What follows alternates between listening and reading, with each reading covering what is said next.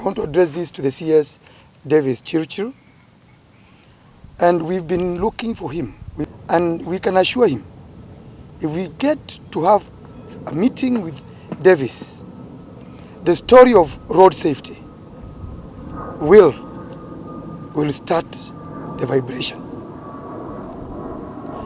We will be able to bring, and that is an assurance, the fatalities down by 50% in the first 6 months, and a further 50% by the end of the year. Because deaths on the road mean everything to all of us.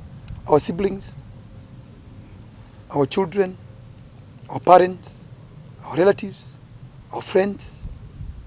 It is any day, any time, anything happens on our roads. It can be a story of the past if only those who know what it takes to have road safety on our roads are embraced by the system. But if you put someone to run NTSA and runs it like his own kiosk in the backyard, then that is what is going to finish this story. And when we don't talk about safety, we talk of money, corruption, which is in NTSA. If that thing is not checked, we will continue losing Kenya. This time I want to say thank you. We have a very new CS, and I want him to kabisa mulika on the side of NTSA, if he want to succeed. But if he does not mulika on that side, I want to promise him he will not achieve anything, because NTSA is full of corruption. Nyakundi put it very clear, the problem we have.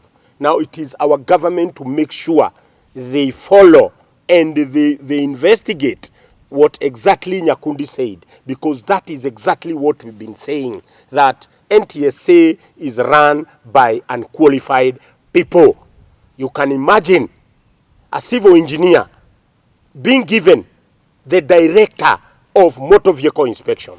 This is a total joke. So we are saying this is something whereby we require professionals in these jobs. We have so many automotive engineers in this country, and those are the people who should be running our inspection centers. Aviation and the road safety is something very completely different.